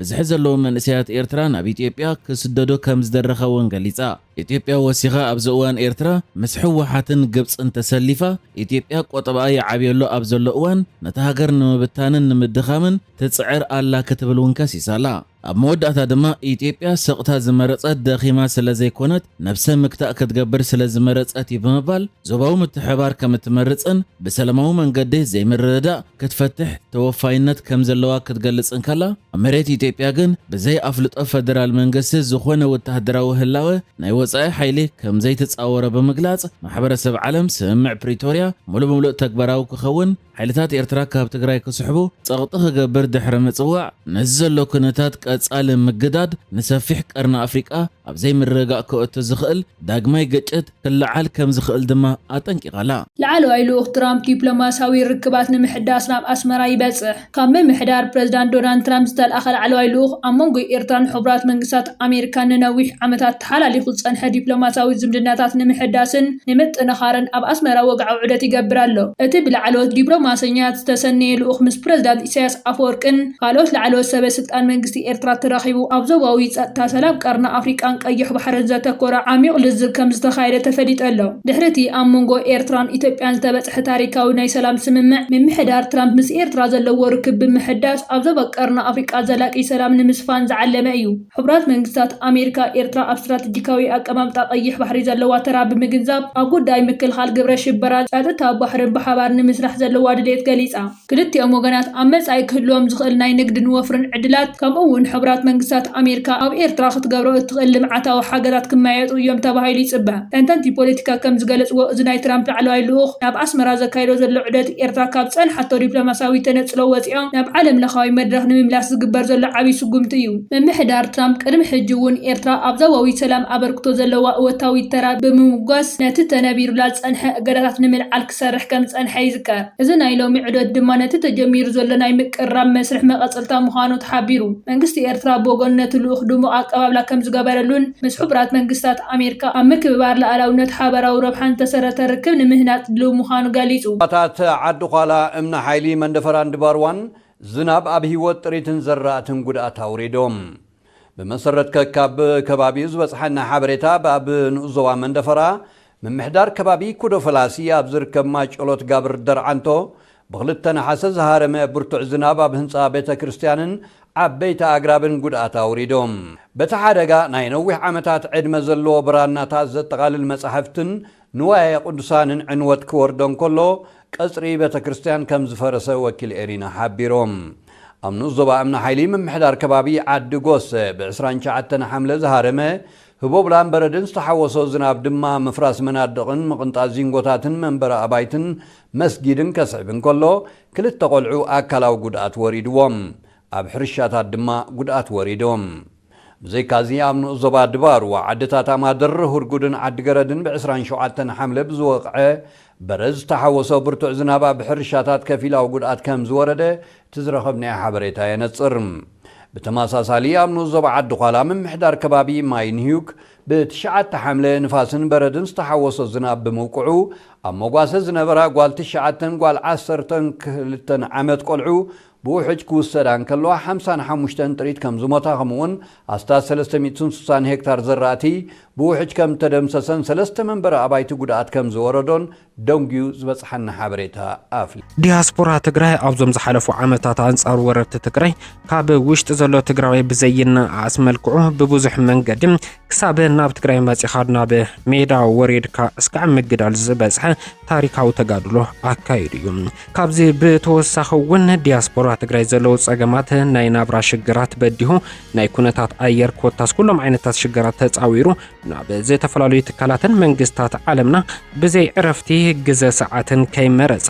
ዝረኸቦ ኣጋጣሚ ተጠቂሙ ጸገም ህዝቡ ዓለም ክፈልጦ ምግባር ልዑል ተጋድሎ ኣካይዱ ዲያስፖራ ትግራይ ብዝተፈላለዩ መንገድታት ነቲ ብዕፅዋን ክባን ብኩናትን ሰለባ ኮይኑ ዝተሓሰየ ህዝቦም ብመዳይ ገንዘብ ዓይነትን ንብረትን ኩሉ ዓይነት ድጋፍ ብምግባር ታሪክ ዘይርስዑ ገድሊ ኣካይዶም እዮም ብኻሊ መዳይ ድማ ንሰራዊት ትግራይ ኮነ ንመንግስቲ ትግራይ ብኩለ መዳይ ኢኮኖሚያዊ ዓቕሚ ክድልድል ሰራዊት ኣብ ምሕካም ኮነ መድሓኒት ኣብ ምግዛም ጽጉማት ኣብ ምሕጋዝ ኣድላይ ዘበለ ድጋፍ ኣበርኪቱ እዩ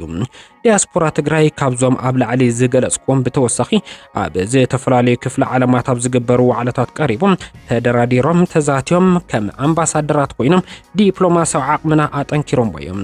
ነካይዶ ንዝነበርና ኣንጻር ጽንተት ዝኾነ ኩናት እውን ምኽንያታውን ተገፊዕና ከም ዝኾንና እውን ዓለም ክፈልጦ ምግባር ዝለዓለ እጃም ነይርዎም بحافش أتقليل كان ترى دياسبورا تجري نهزبو كل مدى ومسواتنا تكفلو دمس هزبو كموخان حليفهم من شيء إيكونومي عقم هزب منجستن سراويتن زهنا دجن قينو نفتحاوي كوينات زمرحن زت أناقرا أمباسادر قينو دمه دبلوماسا عقم تجري كقلبو تامجبر تاريخاو جننات بتسيمويوم إذا تجارلو حزون تتناخي رابزق لو وسادم عرف زلنا تقون هزب تجري مليو كاب ورتن قنتن واسم حلواتن دحننتون وحس جيرو جزعته وحدنته تمارسو زتمزابلون زتسددون زيغاتاتون اب مربتهم تخيلهم عرسهم زخلوا لبيت اب مفترف زجبر ناي مخته تجارلهم እትናይ ቀደም እጃሙ ተጽቢዝ ዝግበረሉ ወሳነ ምዕራፍ ንርከቡ ኤርትራ ንጸጥታን ምትሕባርን ቀይሕ ባሕሪ ዝዓለመ ስትራቴጂካዊ ንድፍ ኣቕሪባ ኣብዚ ዞባዊ ኩነታት ብቕልጡፍ ዝቀየረሉ ዘሎ ተኣፋፊ እዋን መንግስቲ ኤርትራ ንጸጥታን ምርግጋእን ቀይሕ ባሕሪ ዝዓለመ ኣብ 12 ነጥብታት ዝተሰረተ ስትራቴጂካዊ ንድፍ ንቤት ምኽሪ ሃገራት ገማግም ቀይሕ ባሕርን ወሽመጥ ዓረብን ኣቕሪቡ እዚ ንድፍ እዚ ዞባዊ ሰላም ንምውሓስ ዘድሊ ናይ ሓባር ስራሓት ስሉጥ ምትሕባርን ንምትካል ዝዓለመ ኮይኑ ቀንዲ መበገሲኡ ድማ በዓል ቤትነት ውሳነን ናይተን ኣብቲ ዞባ ዝርከባ ሃገራት ምዃኑ ተገሊጹ እቲ ብኤርትራ ዝቐረበ ሰነድ 12 ነጥብታት ከም መሰረት ናይቲ ዞባ ስትራቴጂ የቐምጦም ቀዳማይ ክለመዳዊ ገምጋም ንኹነታት ቀይሕ ባሕሪ ብሓቀኛን ዘይሻራዊ መንገዲ ምግምጋም ካልኣይ ንጹር ሽቶታት ኣብቲ ክስራሓሉ ዝድለ ሽቶታትን ዕላማታትን ሙሉእ ንጹርነት ምፍጣር ሳልሳይ ምፍላይ ስግኣታት ንጸጥታ ቀይሕ ባሕሪ ስግኣት ዝኾኑ ረቑሒታት ብዝርዝር ምልላይ ራብዓይ ተግባራዊ ስትራቴጂ ንውሃቢ ዕላማታት ንምዕዋት ዘኽእል ስትራቴጂ ምሕንጻጽ ሓምሻይ ምክልኻል ሓደጋታት ንስግኣታት ንምምካትን ንምውጋድን ዝሕግዙ ስልትታት ምውጻእ ሻድሻይ ሕልሚ ምትግባር ነቶም ስትራቴጂታት ናይ ተግባር ዝቕይሩ ዝርዝራዊ ወደባት ምድላው ሸውዓይ ምውፋር ጸጋታት ንምትግባር ዘድልዩ መሓውራትን ፋይናንሳዊ ጸጋታትን ምውዳብ ሻምናይ ምኽባር ለኣላውነት ኩለ መዳያዊ ኣብ ምኽባር ለኣላውነት ሃገራትን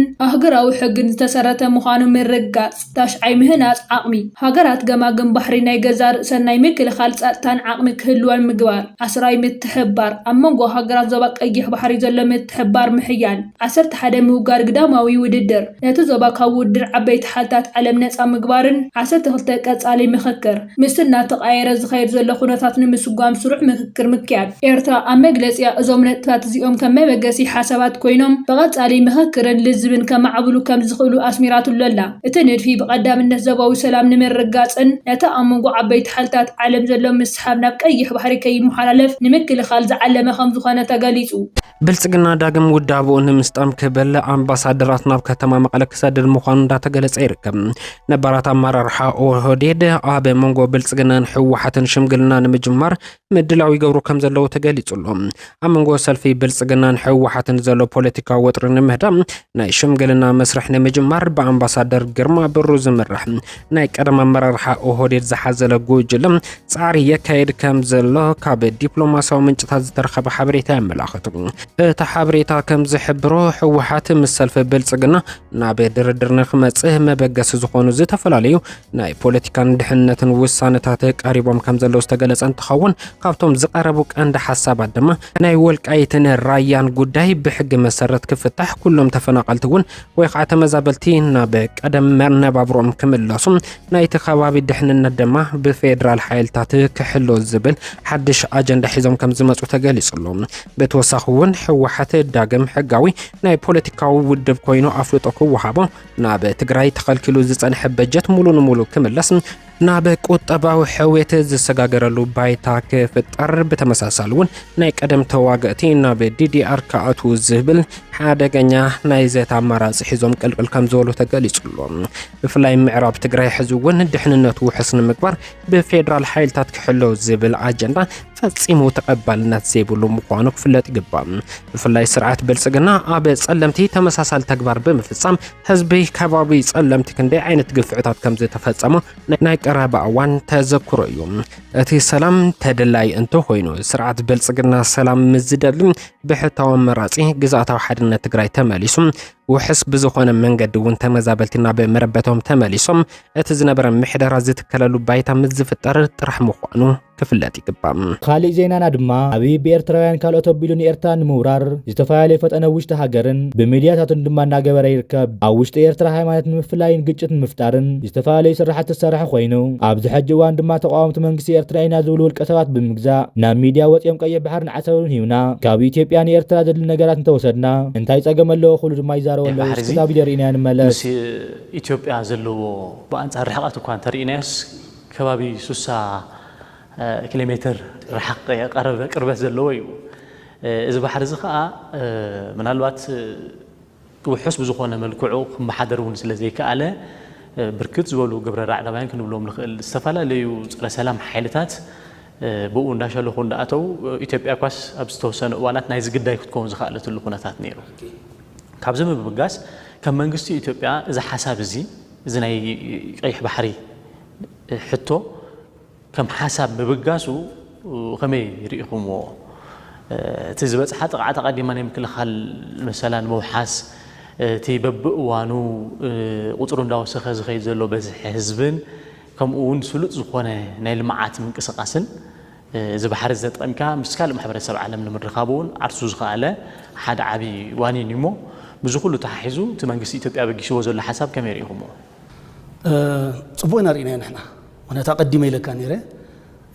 ዘለካ ትህብ እሞ ዘይብልካ ኸ ትቕበል ድሕሪ 1945 ዓለም ብውዑል እያ ትነብር ዘላ ብኪዳን እያ ትናባበር ዘላ እዘን ኩለን ዩኒየን ንብለን እዘን ኩለን ማሕበራት ንብለን ኣብ ውዑል ኣብ ኪዳን ዝተመስረተ ፀጥታዊ ኢኮኖሚያዊ ፖለቲካዊ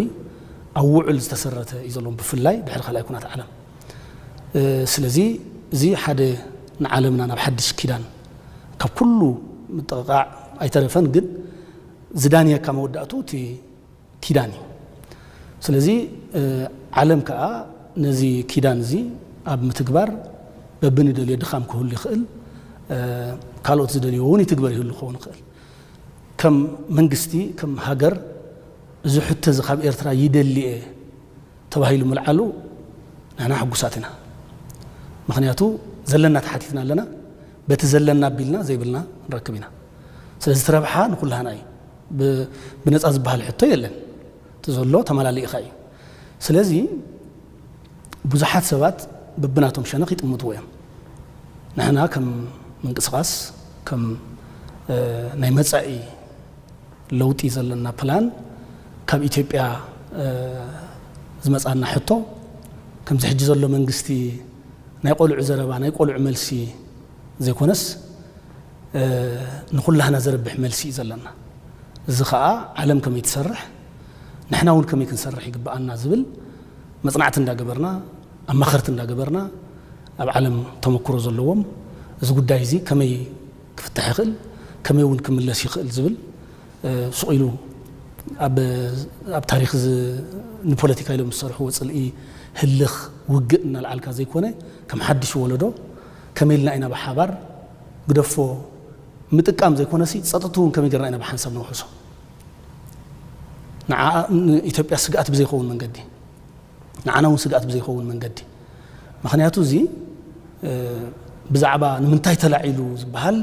ብዙሕ ፖለቲካዊ ትርጉም ተዋሂብዎ እዩ ንኣብነት ግብፂ እኮ ኣብ ኢትዮጵያ ብተሰሪሑ ዘሎ ግድብ እያ ትዛረብ ዘላ እቲ ግድብ ኣብ ኢትዮጵያ እኳ እዩ ዘሎ ኣብ ግብፂ ይኮነን ዘሎ ስለምንታይ ትዛረብ ኣላ ስምምዕ ክህሉ ኣለዎ ትብል ኣላ ከምኡ እዩ ዝንበር ከመይ ይግበር ንኣብነት ንናቱ ሕግታት ክህልዎ ይኽእል እዩ ኣብይ ዝተፈላለዩ ተንኮላት ናብ ኤርትራ ዝገብር ዘሎ ኮይኑ ኣብ ዝተፈላለዩ እዋናት ውሽጢ ሃገር ኣብ ዝተፈላለዩ ቦታታት ማእኸል ኣስመራን ሰለይቲ ኣብይ ብተደጋጋሚ ክትሓፁ ጸኒሖምን ኣለውን ኣብ ከባቢ ጸለምቲ ዝነበሩ 17 ብሹም ሓራ መሬት ዝብል ናይ ሽፍታ ማሓውር ዝንቀሳቐሱ ዝነበሩ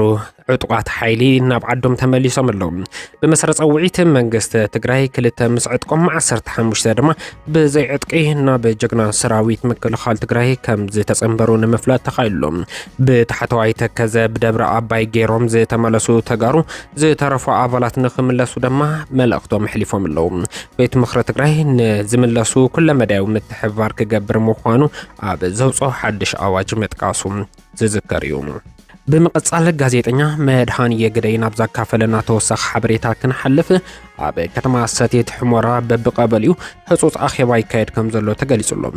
ኣብ ግንባር ሸረሪና ብጀግና ሰራዊት ምክልኻል ትግራይ ንዝተረኸበ ዓወት ንምሽፋን ብልጽግና ዓወት ረኺቡ ዝብል ፕሮፓጋንዳ ኣብቲ ኣኼባ ይለዓል ከም ዘሎ ሰሚዕና ኣለና ህዝቢ ሕሞራ ካብ ሕዚ ተረጋጊዑ ስርሑ ክጀምር ንሕወሓት ኣብ ሸረሪና ቀቢርናዮ ኢና ዝብል እውን ፕሮፓጋንዳ ብሰፊሑ ከንጸባርቁ ተራይሎ እቲ ምኽንያት ድማ ህዝቢ ናብ ከተማ ጎንደርን ናብ ካልኦት ከተማታት ኣምሓራ ይወፅን ይሃድምን ምስ ምህላው ተታሒዙ ምዃኑ እዩ ጋዜጠኛ መድሃን የግደይ ዝገልጽ ኣብ ከተማ ሰቲት ሕሞራን ከባቢኡን ዝርከባ ተሽከርከርቲ ብስጋት መጥቃዕቲ ድሮን ብጭቃን ካሊእ ከለርን ተለኽየን መንቀሳቐሲ ገብራ ከም ዘለዋ እውን ተገሊጹሎም ዓወት ሸረሪና ናይ TDF ከም ዝኾነ ዝተረድኡ ሰብ ሃፍቲ ሰራዕትን ኣብ ጆኖሳይድ ዝተሳተፉ ኣካላት ካብ ሕሞራ ምውጾምን ምህዳሞምን ኣጠናኺሮም ከም ዝቐጸሉውን ወሲኹ ተገሊጹሎ መብዛሕትኡ ሰፋሪ ምእታዎም ኣይተርፍን ተኸቢብና ኢና ዘለና በበይን ከመይን ከም ዝኣቱ ኣይፍለጥን ኣብ ዝብል መደምደምታ ምብጽሖም እውን እቲ ጋዜጠኛ ወሲኹ ሓቢሩሎ ብዘይካዚ ህዝቢ እቲ ከባቢ ዝኾነ ተወላዲ ትግራይ ካብ መግዛእቲ ሓራ ክወጽም ብልዑል ሃንቀውታ ንጀግና ሰራዊት ምክልኻል ትግራይ ይጽበ ከም ዘለውን